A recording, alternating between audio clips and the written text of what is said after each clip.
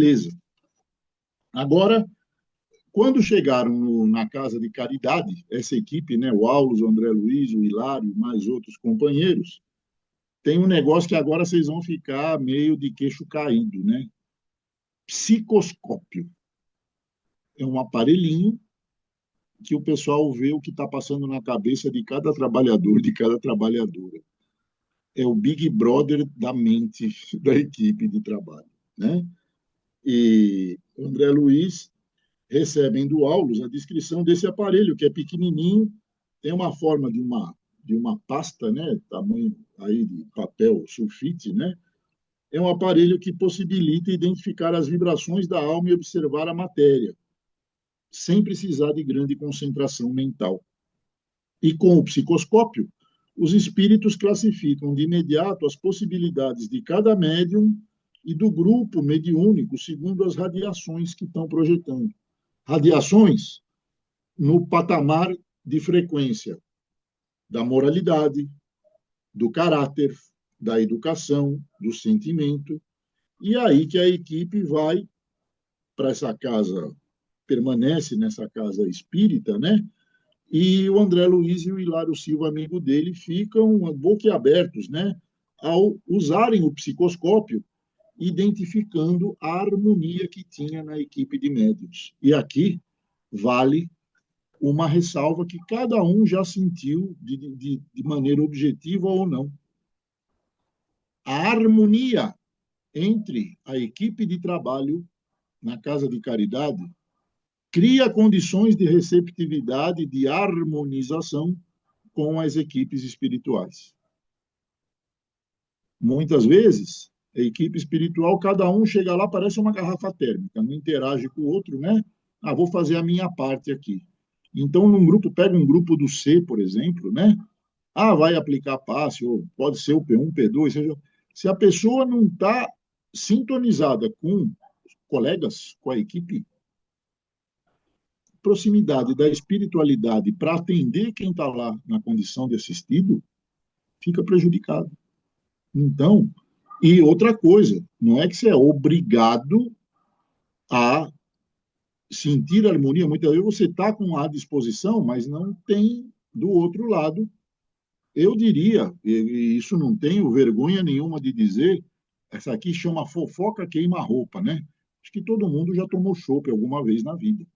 Todo chopp tem aquele copo, né, que parece um V, e tem o colarinho. E eu digo o seguinte, em termos de mediunidade, de trabalho, de dedicação, o que importa é o chopp, o colarinho é dispensável. Ninguém compra chopp para tomar colarinho. Só que tem muitas equipes e muitos trabalhadores e trabalhadoras que o que estão oferecendo é um colarinho que é metade do copo. Chama tulipa antigamente, né? Outros têm um colarinho de 10%. Então, a gente tem que se aperfeiçoar o máximo possível. E, muitas vezes, a gente cai para trabalhar numa equipe onde simplesmente a química não rola. Troca de equipe, meu Deus do céu, não para de trabalhar. E sempre com prece, sempre em oração. Muitas vezes, é um teste para a nossa disciplina. É um teste para o nosso amor próprio. Mas quando você vê que o negócio vai e não sai, tem muito dirigente que não devia ser dirigente, mas está na condição de dirigente muitas vezes para se melhorar. E ele desafia a paciência de todo mundo para que ele tenha a chance de melhorar. Mesmo assim, você está fazendo caridade, né? Então, a gente pensa, e psicoscópio fica na mão da espiritualidade, mas a gente tem o nosso bom senso de falar, estou indo lá para fazer o meu melhor, é a minha chance de contribuir na seara de Jesus, né? Aí, quanto ao equipamento mediúnico, no capítulo 3, ele diz o seguinte, a apresentação dos médiuns que formam o grupo mediúnico que o André Luiz e o Hilário Silva estavam lá olhando, né, acompanhando. Então, a ficha psicoscópica demonstra a natureza dos pensamentos do espírito com foco. E aí dava para ver cada médium que estava pensando. Uns vão trabalhar pensando no que vai fazer depois. Outros estão pensando nas broncas que tiveram durante o dia. Outros estão pensando exatamente no assistido. Outros estão focando Jesus o tempo todo e doando o seu melhor. Então, façamos a nossa parte, doemos o nosso melhor, né? E aí, capítulo 4 ele fala aqui dos expositores, né? Qualquer que seja a religião, eles comparam a técnicos de eletricidade, a desligar as tomadas mentais dos encarnados e desencarnados através de boas palavras, contendo os princípios libertadores do pensamento. E aí, a espiritualidade atua através da exposição para levar energias e despertamento da energia mental de cada um que está ali presente, né, ouvindo. E por essa razão, quem se dedica à exposição, muitas vezes é alvo de espíritos vampirizadores. Porque, fechando a boca de quem está expondo, quantos vão deixar de receber as instruções e as energias que foram lá buscar? E daí a proteção que existe em quem está na função de expositor e expositora, né? Só que a gente, na condição de expositor e expositora, todo mundo pode ser expositor e expositora no evangelho do lar para si mesmo. A gente tem que ter a disciplina, tem que ter o coração leve, tem que ter a mente elevada ao alto para fazer e veicular melhor padrão de energia que a gente consegue, apesar das nossas limitações. E muitas vezes, eu acho que em todas as características, né, de prática mediúnica, na exposição, o probleminha da vaidade é amplamente alfinetado, porque tem muita gente que se acha grande coisa, porque está falando do evangelho lá na frente. Menos. Tem muita gente que você tirou o data show, não consegue fazer uma exposição. Hoje em dia tem o negócio dos iPads aí, fala olhando na cara, e no olho, principalmente, das pessoas.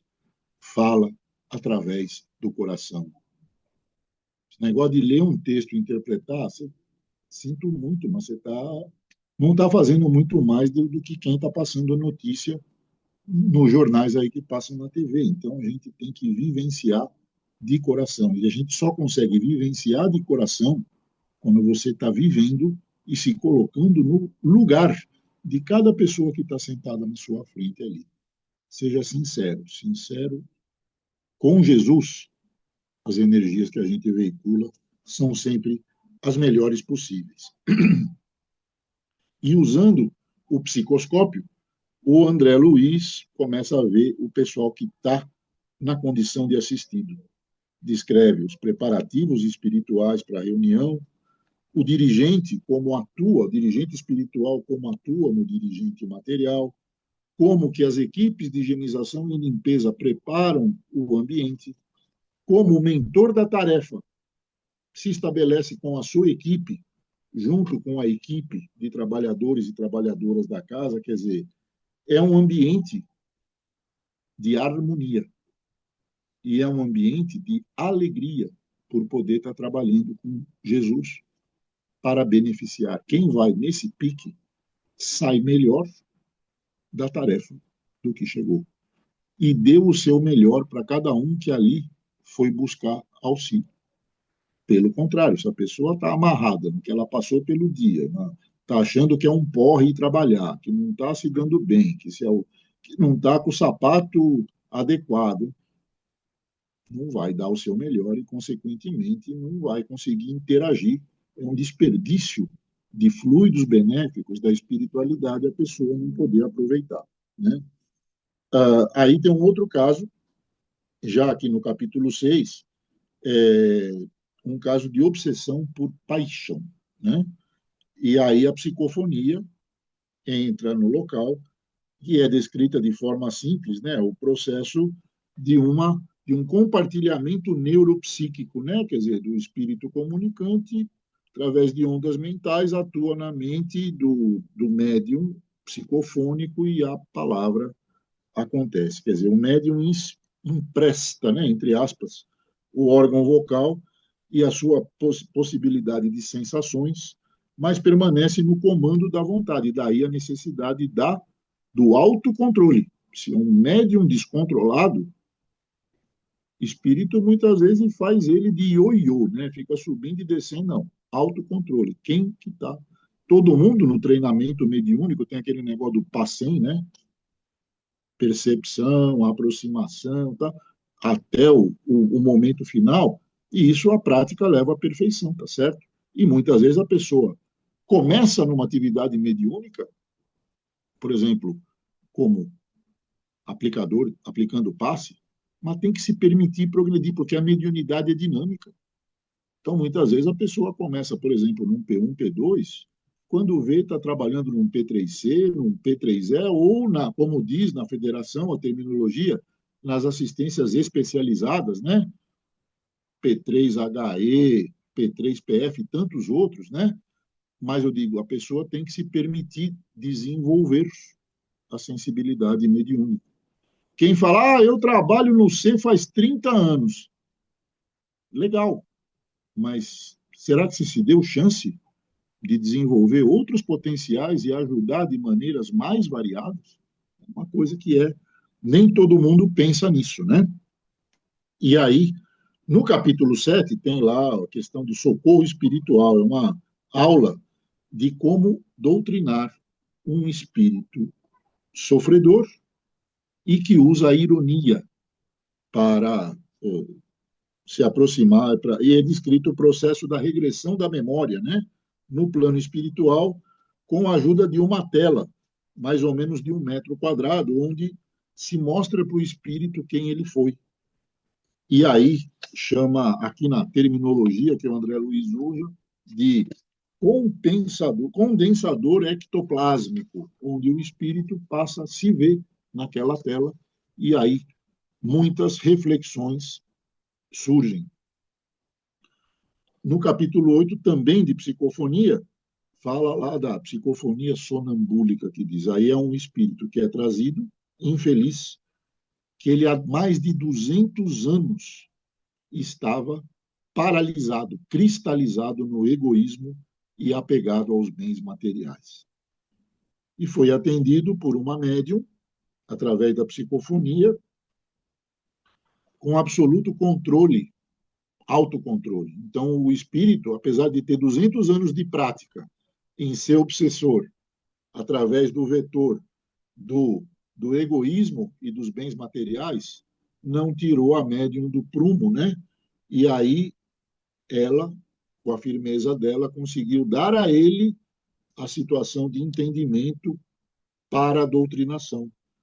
E quando a pessoa que é médium de psicofonia não tem mérito moral, ela pode vacilar e sair de lá com pensamentos deixados pelo espírito. Ah, mas cadê a proteção?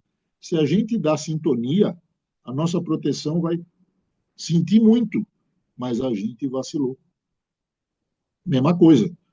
Por que que muita mãe fala para o filho, para a filha, tomou banho, não sai no vento? Porque a mãe sabe que pode pegar resfriado, né? Muitas vezes, o tempo que eu tinha cabelo, lavou a cabeça, espera meia hora para sair de casa. Pode pegar resfriado. Hoje eu espero 2 dias. Eu tomo banho e só saio 2 dias depois, porque a cobertura capilar aí sumiu, né? Agora, e tem os casos de possessão. Tem muito espírito sofredor, tem muito mais sofrimento à nossa volta do que a gente imagina. Tem muita gente que sente uma necessidade enorme de ter um corpo físico de novo, mas não tem. Então, tenta invadir, né? E uma dessas formas de invasão se chama possessão, né? E aí a inconveniência da presença, que estamos no capítulo 9 já, na reunião mediúnica de pessoas necessitadas. Muitas vezes, a gente quer levar a pessoa que está cheia de problemas para ouvir um evangelho. Isso é uma coisa. Outra coisa é levar a pessoa contra a vontade para uma assistência espiritual.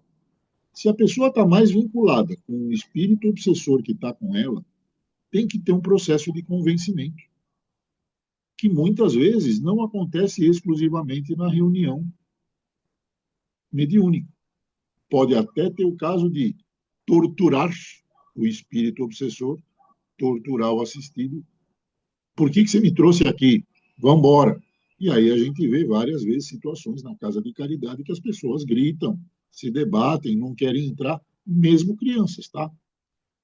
P4, todo mundo que trabalha sabe que eu não estou inventando. Então, e tudo isso depende de uma coisa básica que, infelizmente, não é todo mundo que trabalha na casa de caridade respeita. Olha nos olhos de cada um que está chegando. Projeta Jesus através dos teus olhos para cada um que está entrando na casa de caridade. Faz uma diferença enorme. Porque quando você projeta essa energia, mentalizando Jesus, você já está meio que dando uma imunizada fluídica, entre aspas, em qualquer presença negativa que esteja tentando prejudicar a presença daquela pessoa necessitada na casa de caridade. Fica a dica, né? Pessoal, não vou forçar vocês a fazer hora extra. De todos os capítulos, né, dos 30, chegamos no 10º. Tem mais 20 para vocês se deliciarem no final de semana aí, cada um deles falando de uma vertente mediúnica, né? E cada uma com uma instrução superlativa.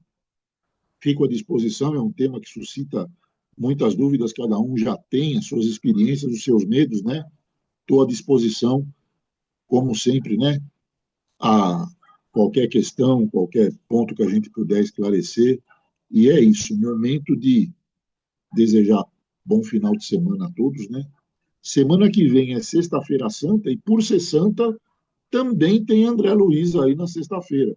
Quem estiver viajando, estiver no trânsito, vai poder pegar no HugoTube depois aí, devidamente editado, né? Tudo no jeitinho aí. Então, ó, um coração, dois corações, enquanto isso tem 200 do Hugo lá. 3 corações. Fico por aqui de 3 corações hoje. Até parece cidade de Minas Gerais, onde nasceu o Pelé aí. Fiquem com Deus.